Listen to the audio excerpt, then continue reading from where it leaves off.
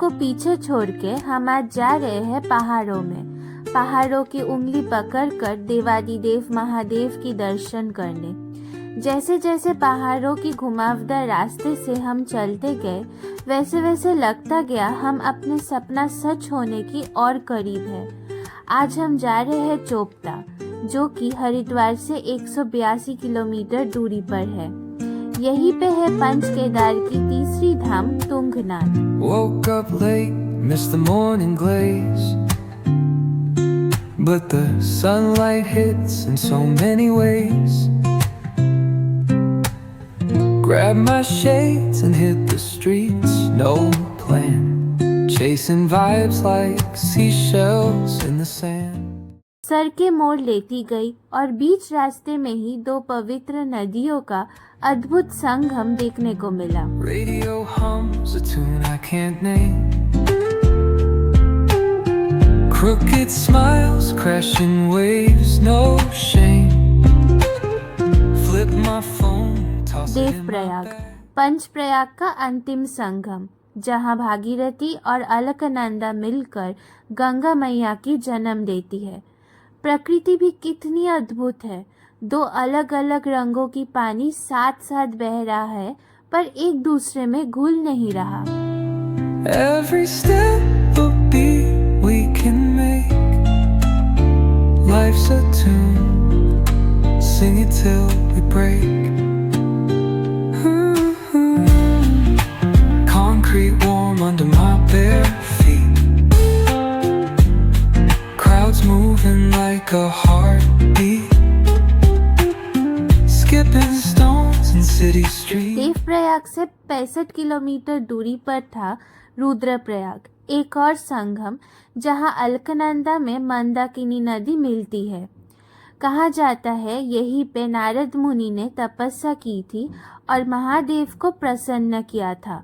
महादेव ने अपना रुद्र रूप धारण करके उन्हें संगीत का ज्ञान City दिया। streams we find.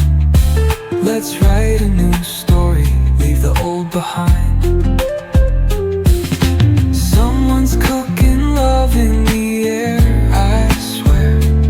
Every spark in their voices shows they care. Colors splash like secrets on these walls. पहाड़ों की पतली और घुमावदार रास्ते से निकल के दोपहर के लगभग 2:30 बजे हम पहुंचे चोपता। यहाँ की खुली और फ्रेश एनवायरनमेंट ने मानो जर्नी की सारी थकान दूर कर दी हो।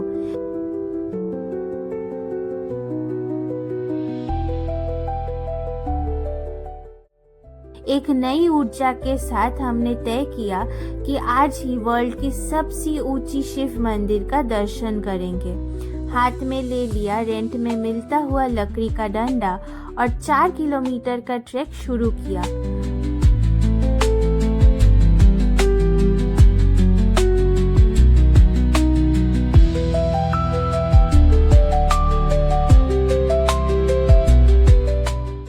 पर कुछ ही कदम चल के सांस फूलने लगा। मंदिर जाने का रास्ता था बहुत ही खराब।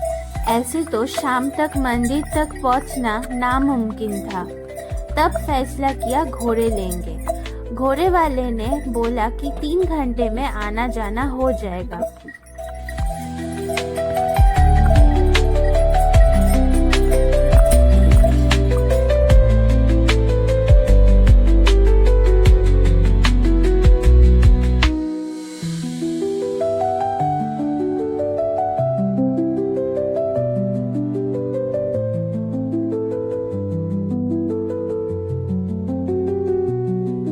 घोड़सवारी करते हुए जितना ऊपर चढ़ते गए, दुनिया उतनी असली सपना जैसा लगने लगा।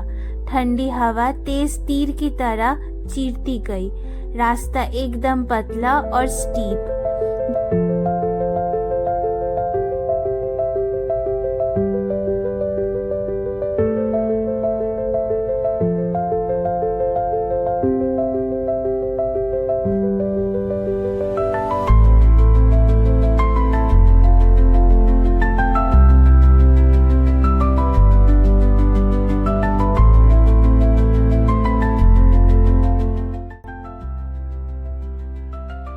जैसे जैसे ऊपर चढ़ते गए चारों ओर सफेद होता गया, मानो जैसे स्वर्ग में आ गए हो।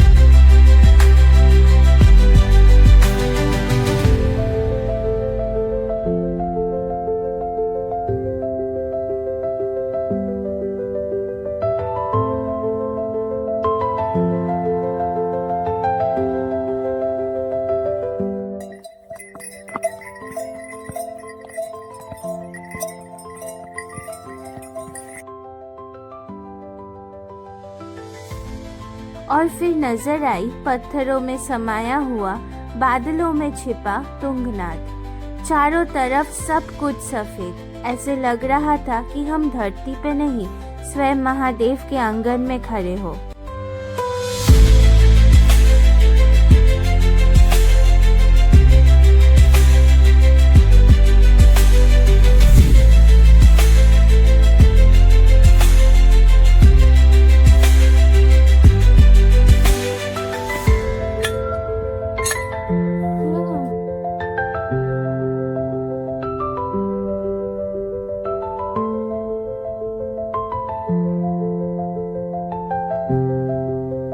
तुंगनाथ वर्ल्ड की सबसे ऊंची शिव मंदिर। समुद्री स्थल से 12,000 फीट ऊंची इस मंदिर में माना जाता है महादेव की बाहु अंग प्रकट हुई थी। मंदिर के पास वाले दुकान से ही पूजा का डाली लिया और दर्शन किया।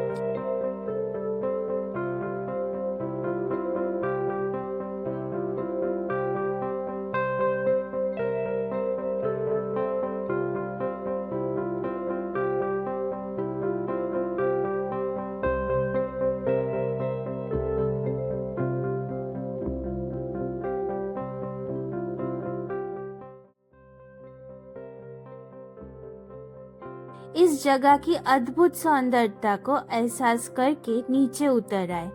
आते वक्त आसमान में अंधेरा घुलता गया और जैसे ही होटल पहुंचे शुरू हुआ बारिश। हड्डियों तक घुसने वाली ठंडी, ऊपर से बारिश। इस मौसम में गर्मा गर्म मैगी से बेहतर और क्या ही हो सकता है। अगली सुबह था एकदम अलग। सूरज की रोशनी में चोपता और ज्यादा सुंदर लग रहा था। लगेज पैक करके हम चोपता छोड़ के निकल गए गुप्त काशी की ओर।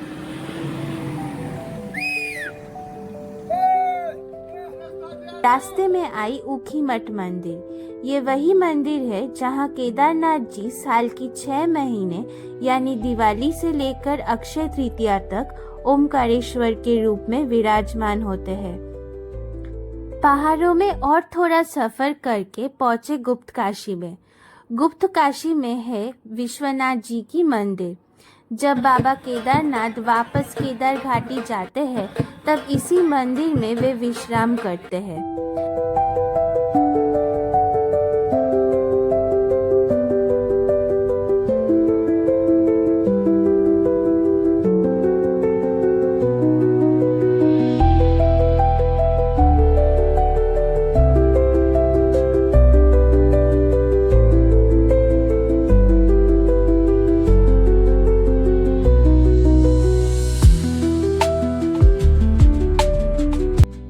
लंच के बाद यहाँ भी शुरू हुआ बारिश। शाम तक हम होटल में ही थे। अब और कुछ ही घंटा बचा हुआ था हमारा सपना सच होने में। कल सुबह 5 बजे हमारी हेलीकॉप्टर गुप्त काशी से केदारनाथ के लिए उड़ेगी। पापा के फोन में कल का बोथवे हेलीकॉप्टर राइड का कंफर्मेशन SMS घुस गया था। इतने दिनों से जिस पल का इंतजार किया, अब वो पल कुछ ही घंटों में सच बनने वाला है। एक्साइटमेंट, नर्वसनेस, अद्भुत सी खुशी, सब कुछ एक साथ हो रहा था। अगले व्लॉग में हम केदारनाथ पहुंचेंगे, महादेव की आंगन में। मिलते हैं वहाँ। और हाँ, सब्सक्राइब कर लो ताकि यात्रा की एक भी पल अब से मिस ना हो। मिलते हैं बहुत जल्द। हर हर महादेव।